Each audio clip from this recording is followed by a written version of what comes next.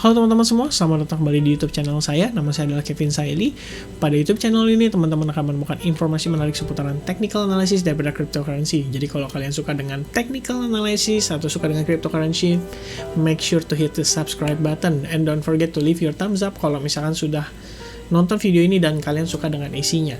By the way, pada pembahasan kali ini saya ingin membahas tentang pergerakan BNB teman-teman dan potensi untuk pergerakan kedepannya seperti apa. Lalu level-level penting yang harus kita lihat dan bagaimana kira-kira reaksi BNB terhadap level tersebut. Oke?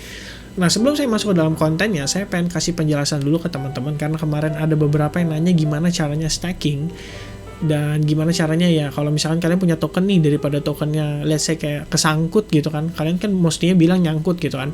Nah, daripada kalian cuma taruh itu di wallet, kalian bisa manfaatin fitur stacking atau BNB Vault atau saving yang ada pada Binance, teman-teman. Kalian tinggal buka aplikasi kalian, terus kalian klik more, di situ ada saving, ada stacking, dan juga ada BNB Vault, teman-teman. Nah, kalau misalkan token-token kalian seperti Matic, kemudian seperti Polkadot dan lain-lain, itu semua ada di sini teman-teman. Kayak Solana ini juga ada ya. Mereka menawarkan kita semacam annualized interest rate dengan kita stack dana kita atau kita keep dana kita selama beberapa hari tertentu yang ditetapkan oleh mereka. Kita bebas pilih, bisa 15 hari, bisa 30 hari, ada juga yang 60 hari, 90 hari, dan masing-masing itu ada perhitungan interest rate yang berbeda-beda. Dan ini disetahunkan ya teman-teman. Jadi bukan berarti kayak 14% itu berarti dalam waktu 30 hari dapat 14%. Enggak. Berarti hitungannya 14% dibagi 12, lalu kalian karena 30 hari berarti kan 1 bulan teman-teman ya. Maka ketika dibagi 12, berarti ini 1/12 kali 14,79%. Kurang lebih income sebulannya kayak gitu teman-teman. Oke.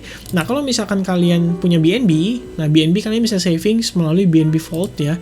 BNB Vault itu yang di sini. Jadi secara nggak langsung BNB kalian itu di stack lalu di auto subscribe. Di sini kalian bisa dapetin estimasi APY-nya atau annual percentage yield-nya itu sekitar 4,7% teman-teman. Itu disetahunkan juga. Dan biasanya yang menarik daripada si BNB Vault itu dia suka ada event teman-teman. Jadi dari launch pool-nya itu kalian bisa dapetin semacam reward. Tergantung dari event yang saat itu sedang diadakan itu apa teman-teman. Kurang lebih seperti itu gambarannya. Jadi kalian bisa dapetin free money. Nah, selain daripada itu, kalau misalkan nanti suatu saat ini nggak ke ini ya teman-teman. Ini sebenarnya di sini nih ada menu namanya launchpad teman-teman. Jadi suatu saat kalian bisa aja ikut launchpadnya dan bisa dapetin kayak semacam token yang berpotensi naik sampai ratusan persen pada saat hari pertama launching teman-teman di Binance. Oke, kurang lebih itu penjelasannya. Mudah-mudahan bisa dicerna dengan baik. Nah, langsung aja kita masuk ke dalam pembahasan technical analysis daripada si BNB teman-teman. Nah, pada beberapa saat yang lalu saya sempat ngebahas tentang pergerakan BNB ya.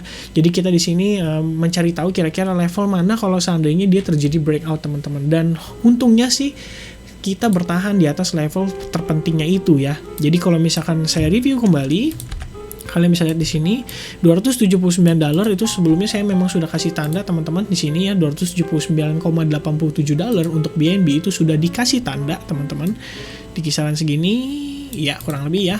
Dan itu adalah merupakan level dari Fibonacci 61,8% juga gitu. Kalau misalkan kita survive bertahan di atas level 61,8%, artinya potensi kita untuk melihat BNB menguat kembali itu lebih tinggi teman-teman. Oke. Nah, kalau misalkan demikian, pertanyaannya nih, kira-kira apakah kita akan bertahan atau akan mampu untuk breakout di atas level Fibonacci 50% ini, teman-teman ya. Saat ini retracement yang terjadi terhadap pergerakan BNB itu menuju ke level 50%. Nah, sebenarnya cara perhitungannya itu lebih kayak gini, teman-teman. Jadi saya reverse dulu daripada si ininya ya. Oke, kurang lebih kayak gini ya. Jadi kalau misalkan berdasarkan penggunaan Fibonacci retracement seperti ini teman-teman ya, pertama market datang dari atas teman-teman, artinya kan downtrend ya. Nah, berarti perspektif secara garis besarnya itu sebenarnya adalah bear teman-teman, di mana bandar besar itu sedang memanfaatkan momentum yang ada saat ini gitu. Nah, yang perlu kalian perhatikan adalah ada dua tipe big fund saat ini yang ada di chart. Yang pertama adalah big fund yang tipe seller, sementara ada big fund yang tipe buyer, dan ini jauh lebih besar lagi teman-teman secara pendanaannya. Oke. Nah, pertanyaannya teman-teman, bagi si big fund seller, apakah pricing di kisaran level ini itu merupakan pricing yang menarik bagi mereka untuk mereka nge-sell lagi atau nge-short lagi? Nah, itu sebenarnya harus ditanyakan teman-teman.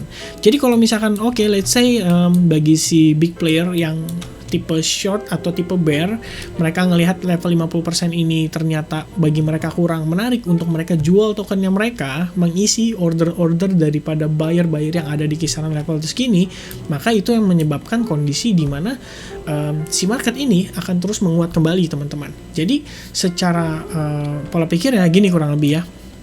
Kalau untuk kita saat ini, ketika si market itu kembali menguat sampai kisaran level 61,8% atau misalkan level 78,6%, kenapa kita harus ngelewatin level-level Fibonacci ini, teman-teman, untuk dia meneruskan penguatannya? Karena jikalau ini tidak men-trigger siapapun seller yang berada di level ini, teman-teman, atau big fund yang membawa market itu turun ke bawah, teman-teman, maka bisa dipastikan dia bisa dibilang mereka juga kalah gitu loh dari segi volumenya ya. Ibaratkan volume buyer itu masih menguasai market ya, secara overall volume buyer masih menguasai market.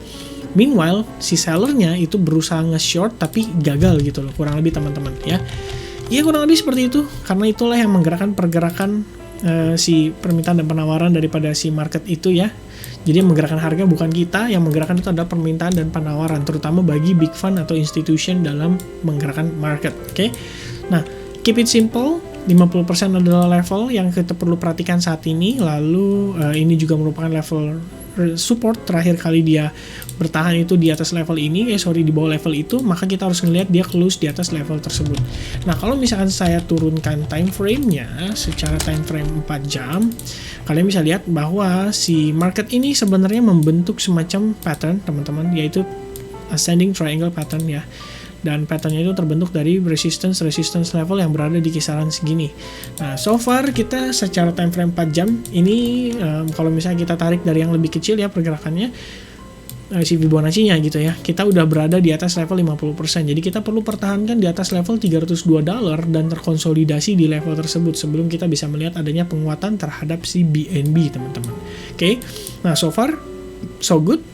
Karena ascending triangle itu cenderungnya seperti ini, teman-teman, dan bisa juga reversal, jadi datangnya dari bawah, dari atas, kemudian dia terjadi konsolidasi dan breakoutnya ke atas gitu ya. Jadi sebenarnya kembali lagi tergantung breakoutnya sendiri, teman-teman. Kalau misalkan dia di sini turun dari atas ya, kemudian dia terkonsolidasi, mungkin dia masih akan bermain di kisaran level ini dalam beberapa hari ke depan, baru terjadi breakout, dan itu juga nggak ada masalah, teman-teman. Jadi pergerakan BNB in the end akan menguat juga gitu ya. Nah, selain daripada itu, yang perlu diperhatikan adalah kita saat ini successfully close di atas level exponential moving average-nya yang 21, 34, dan juga 55. Jadi kita tinggal perlu sabar aja nunggu sampai si exponential-nya ini terjadi yang namanya bull cross ya, kurang lebih seperti itu, teman-teman. Oke, dan kalau misalkan dia terjadi bull cross dan lalu dia kembali menguat dan close di atas level resistance yang ada di kisaran level ini, teman-teman, sempat tadi kita reject ya, maka kita akan melihat at least dia akan coba naik sampai ke kisaran level $329 gitu. Nah, karena di sini juga kalian bisa lihat ya, ini adalah level-level support yang menahan pergerakan sebelumnya, sebelum akhirnya dia terjadi penurunan yang cukup drastis, teman-teman. Maka kita akan kembali ngetes ke level tersebut. Dan jikalau kita berhasil close di atas level tersebut, baru kita bisa ngelihat ada pergerakan yang cukup positif bagi BNB ke depannya. Oke. Nah, sementara untuk support level itu berada di kisaran kurang lebih, wait a second. Oke, kurang lebih berada di kisaran level ini saat ini ya, $296 sampai kisaran $289. Kemudian level resistance yang kita perlu perhatikan itu berada di kisaran level segini, teman-teman. Kalian bisa lihat di sebelah kanan ya, $312,35. Jadi kalau misalnya kita bisa close di atas level itu, maka BNB confirm menguat gitu ya.